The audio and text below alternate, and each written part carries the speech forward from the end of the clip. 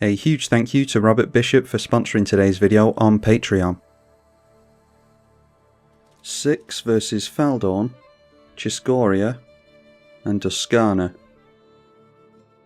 Yeah, I quite like the mana there. Crucible of Worlds is going to be very good in this deck. We've even got a bit of self-mill, so quite a perfect hand there, really. Alright, Emerald Medallion, so we could wait on the Guildless Commons, because that's a tap land. Anyway, start things off with the Vessel of Nascency, and that's going to be a recurable means of not quite card advantage, but card selection at least, and self-mill. Ornithopter of Paradise for the mono-red player. Birds of Paradise for Feldhorn, followed by a Haywire Might.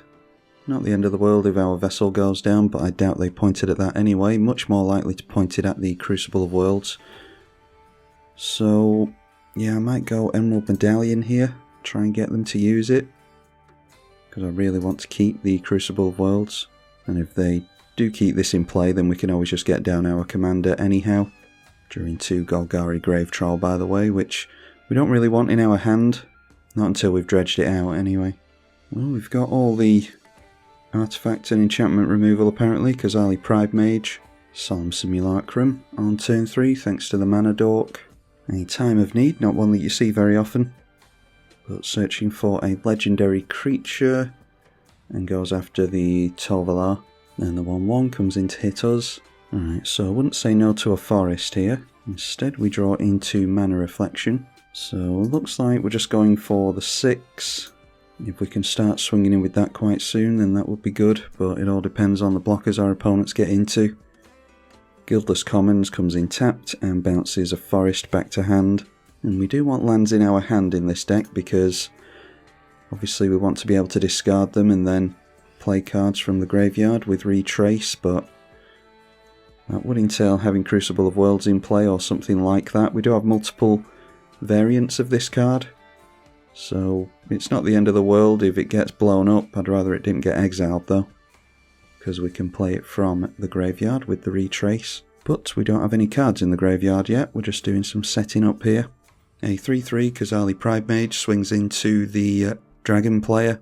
Just put this card in one of my bear decks recently. Kudo is the name of the new legendary bear, I think. Anyway, all this creature's going to enter with a plus counter now. The red player continues to keep up on mana, and even more so with a Goldspan Dragon. And spreading the damage, the dragon to the left, Solomit to the right. And then making use of his Mana Dork for a Bloodforged Battle Axe, 3 cards left in hand, so this player is susceptible to a board wipe at the moment. Does have double mana on his treasure thanks to the Mythic Dragon. Tovalar coming down into play after being tutored out previously. And the 1/1 goes down the middle. Alright, excellent, and might be one of the most interesting decks at the table has decided to give up on us, which makes our attacks more difficult as well. Superb. Okay, Titania, Nature's Force. We still have this artifact and enchantment removal to dodge. Let's go through to attacks first and see if we can decide what we want to do from there. Swing to the left and we'll get a mill for 3. Alright, not getting into any lands. There's a Skull Clamp though, which is easy to reanimate. A Sakura Tribe Elder as well. Blossoming Tortoise. If the Crucible of Worlds gets exiled here, we can still go for the Sakura Tribe Elder. I'm thinking if we discard to Retrace Sakura Tribe Elder now, we could do it after a Crucible of Worlds and get the land back out straight away. That would be ideal. Yeah, let's just try it. In fact, we've got priority, haven't we? So Retrace doesn't go on the stack, which makes a difference. So, oh no, I'm thinking about it wrong. We don't discard the land to Retrace and then play the land from the graveyard to play Sakura Tribe Elder. Oh well, whatever. We'll just drop the land here anyway. And go for the Circle of the Land Druid. Crucible might get exiled in the meantime. So this is a May ability on Circle of Land Druid, which is unusual, but we've got Life from the Loam there. We've just milled is excellent, one of the better cards in the deck. Caustic Caterpillar, Palantir, and a fetch is always good to have access to as well. So we had to mill through quite a few cards in order to get into another land there. So now Crucible of Worlds when we've got Life from the Loam available to us is not... I mean, we'd rather keep it in play, but it's not absolutely imperative that we keep it now, because we can fish lands out of the bin. Life from the Loam will allow us to more easily retrace things as well. Kenrith's Transformation going on to the 6. Superb. So we're not going to be able to retrace Caustic Caterpillar now, although we can fish it out with Eternal Witness if needs be. Mishra's Factory being turned into a manland, but not deciding to swing in for whatever reason.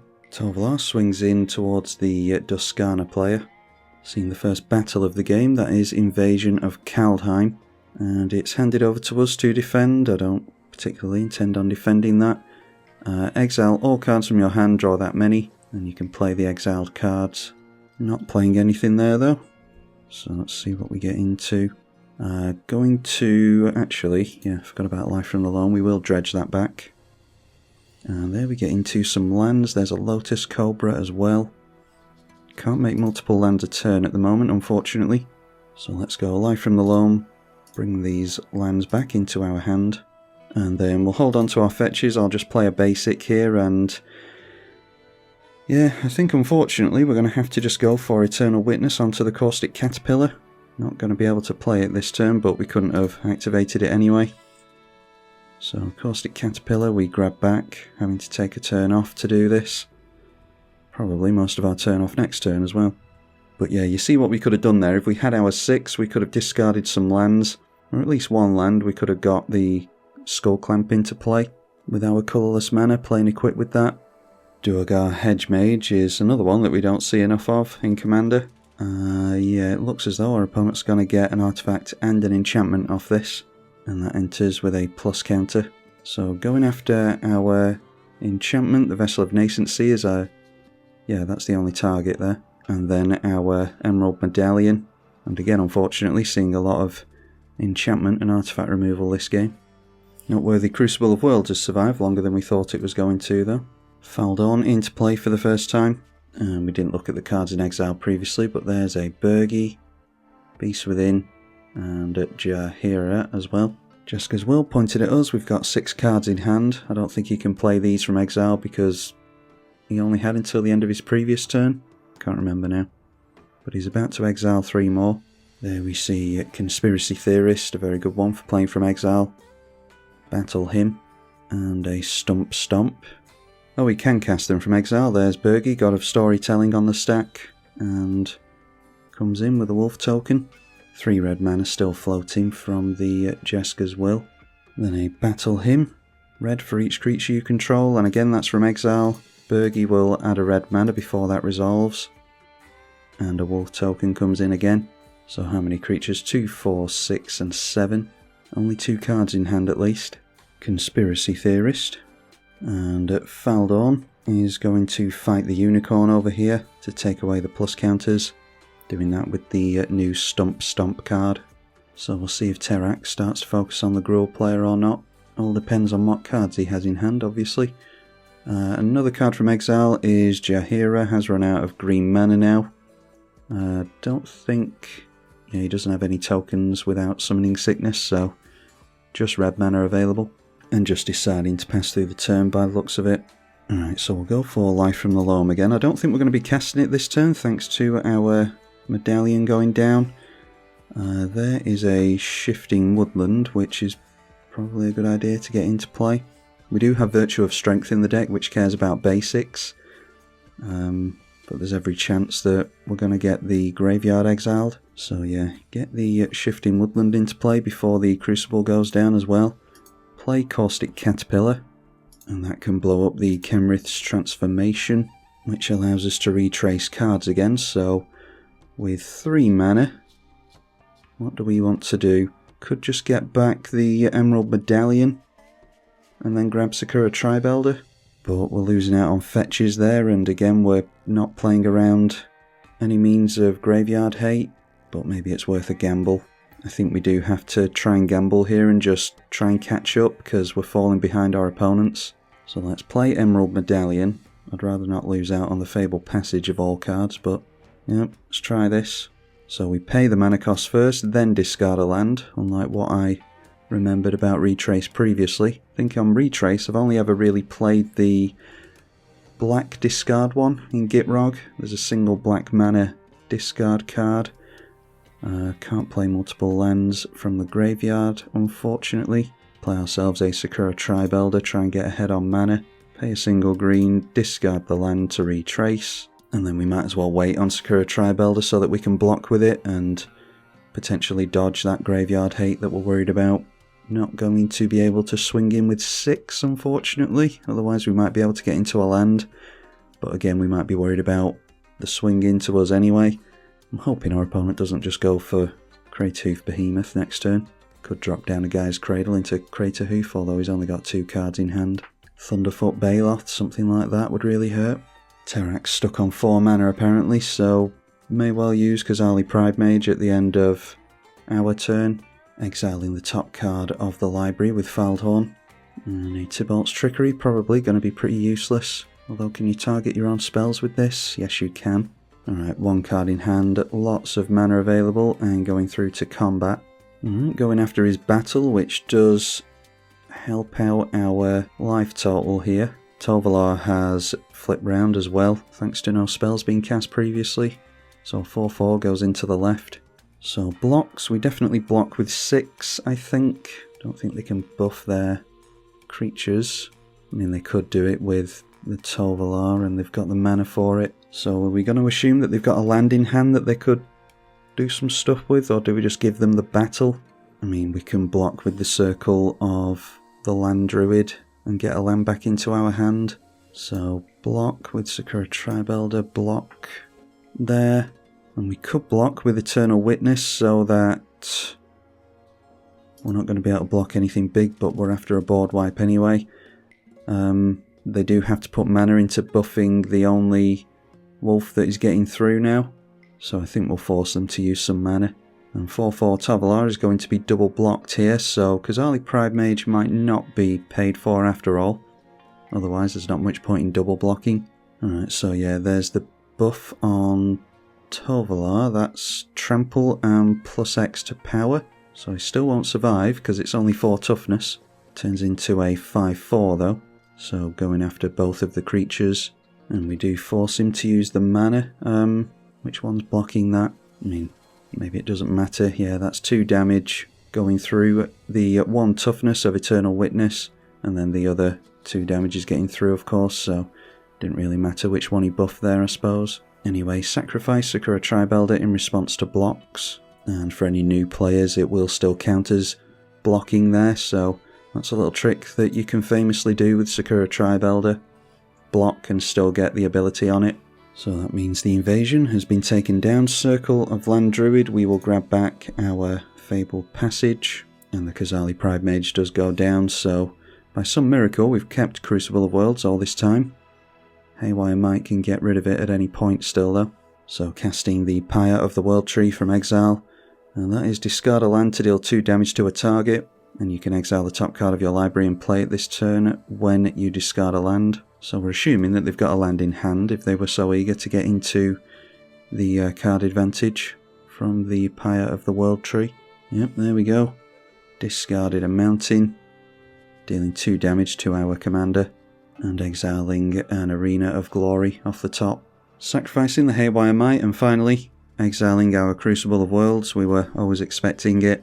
Couldn't really abuse it with multiple land drops a turn anyway. And there's a Caller of the Claw, which is going to make some bear tokens per creature that died this turn, which just so happens to be quite a few. Oh, it's only creatures that you controlled by the looks of it? Yeah, into your graveyard, so only getting 2 bear tokens there. Well, turn 7, and we've been controlled very nicely here. There's a Beast Within, which might be worth keeping hold of for 2 mana. Can't do the discard a land to retrace and then play it from the graveyard trick now. What we can do is go for Titania though for 5 mana. Then we could Life from the Loam for 2 lands into hand, discard the Woodland Foothills and grab another creature, Sakura Tribe Elder maybe. I think that's probably the best we can do. Although we're not holding up Beast Within then, but like I said before, I think we need to be taking gambles really, because we're not doing the best this game. Maybe have to put some Pillow Fort pieces in here First time playing the deck, so I'm not entirely sure how it's going to play out. I could discard the Fabled Passage and then get down Lotus Cobra, actually, because then we could still afford Life from the Loam. That might be an idea. So discard the Fabled Passage before we go Life from the Loam. Then at Life from the Loam we've got 2 fetches, pay the single mana for that. And then we've got Fabled Passage, which we can get a creature into play with, and then we'll have a single mana, which can allow us into Sakura Tribelder again, or the Circle of the Land Druid. I think Sakura Tribelder just guarantees us more mana, so that's probably what we go for here. Unfortunately this has both of our fetches in the bin, but we'll go for it. So a green mana from the Lotus Cobra. In fact, we could wait on cracking the Fabled Passage so that we can hold up a 2 mana Beast Within still. Let's go for the single mana Sakura Tribelder then. Could go for the Blossoming Tortoise as well, although it's not the best blocker in the world. Yeah, let's just go Sakura Tribelder for a single mana. Discard the Wooded Foothills, and this way we can make a couple of 4/4s into the Titania, or 5/3s even, not 4/4s. That cares about seeing forests in particular. Alright, so finally by turn 7 we're starting to see little bits of things that we want to do. Saw a lot of hate towards our permanent types in particular, unfortunately, with the artifact removal. Not going to bother swinging him. But if we can keep this board intact, we might be able to get some stuff going next turn. Might even sneak down a Mana Reflection before anything else. Sky Hunter Strike Force has Lieutenant, and as long as you control your commander, other creatures have melee. Hasn't got Duskana into play at all this game, unfortunately, due to a lack of mana. At least this player has 0 cards in hand, so if we're lucky, might not be able to get anything all that interesting going next turn. At least the Tovolar's gone down. Still at reasonably high life totals though. So relying on his commander to discard as opposed to the Pyre. Conspiracy Theorist will allow it to be exiled and played, so that is a Share the Spoils he's gone after. Does put it into exile, so it's able to be played by the Conspiracy Theorist, and it exiles a land off the top, and playing Share the Spoils from exile as well. So we really need to not be playing into Share the Spoils, because it's just going to play into the hand of the Exile Matters commander. There's Aftermath Analyst is very good, that's probably ours though.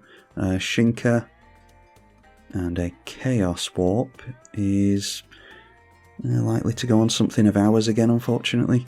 So Share the Spoils is going to keep them in cards. Very, very good 2 mana one that I've never had a chance to play personally. So exiling the top card of the library is going to keep the chain going. Another Wolf token and another mana from Bergie. They're playing what I assume is our Aftermath Analyst. Maybe trying to keep it off our side of the field. So they get some self-mill. And that was some lands and a Rob the Archives. We now see in exile, it was a Goblin and Archamancer. Hell of a top deck from our opponent, getting into Share the Spoils there.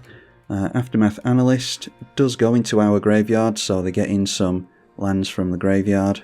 They only get 1 spell with the Share the Spoils, but I think we are best not playing anything from here, like I said, because we're just going to put more decent stuff under the Share the Spoils, potentially. Not swinging in at all is curious.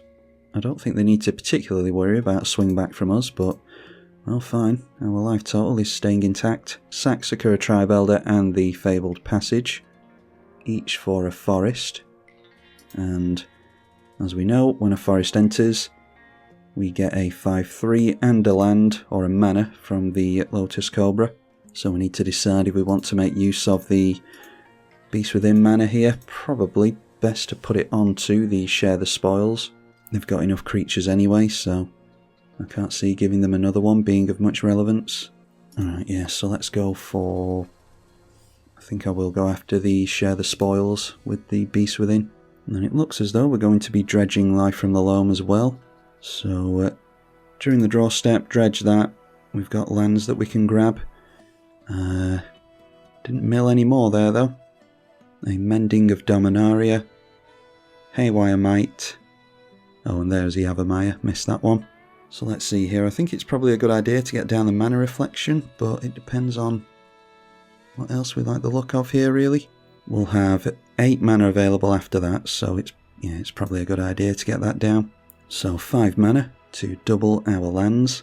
Life from the Loam grabs our 3 lands back for a single mana. And then any more self-mill for us?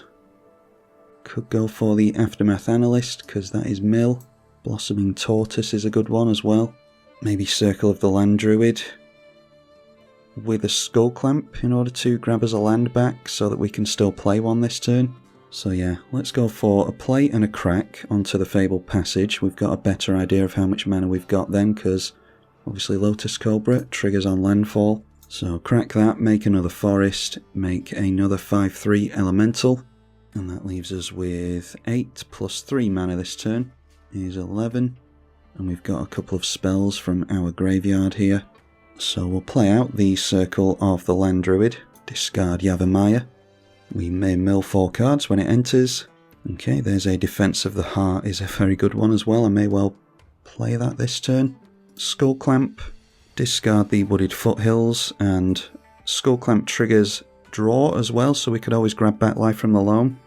Let's kill off the Circle of the Land Druid that we just went after.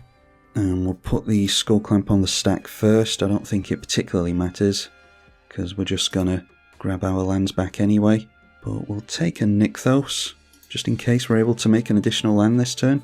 So that comes back to hand. Skull Clamp will draw us 2 cards. It will trigger the Life from the Loam, so we'll draw 1 card and dredge back Life from the Loam, and gets us into a Cavalier of Thorns. We've got Conduit of Worlds, which is probably a good idea to get into at some point. Kenrith's Transformation is very good as well. So Life from the Loam, grab back Fabled Passage, Yavimaya, and Wooded Foothills. Just trying to control the board at this point really. So Kenrith's Transformation onto the commander over here. We'll discard the Yavimaya to do it. Not worthy that Yavimaya goes very well with Titania. It will trigger on any land entering at that point, but we're not having the best of luck getting into Azusa or Explore or any other means of making additional lands per turn. We will, let's dredge back Life from the Loam again on the card draw from the Kenrith's Transformation. Alright, and there is a Gaia's Cradle, which we want out of the graveyard. So we'll Life from the Loam, Gaia's Cradle, Yavimaya, and a fetch. Then might as well play Sol Ring by discarding a land, because kind of just replaces itself straight away, so get rid of Windswept Heath in order to do that. So that'll tap for 4 mana, I think. Alright, that player decided to scoop. He's in by far the most commanding position, so he's just totally screwed over Terrax. Well, I mean, it's just Magic Online. What do I even say? At least we can rely on Terrax to actually play this out, but I do apologise to him, he's been totally screwed there. Let's just continue to abuse the Circle of Land Druid with the Skull Clamp then. So a single mana for that. We can see how good Emerald Medallion is in this deck. Discard Wooded Foothills for the Retrace. Mill 4 cards, yes. Just trying to get into Azusa or something at this point.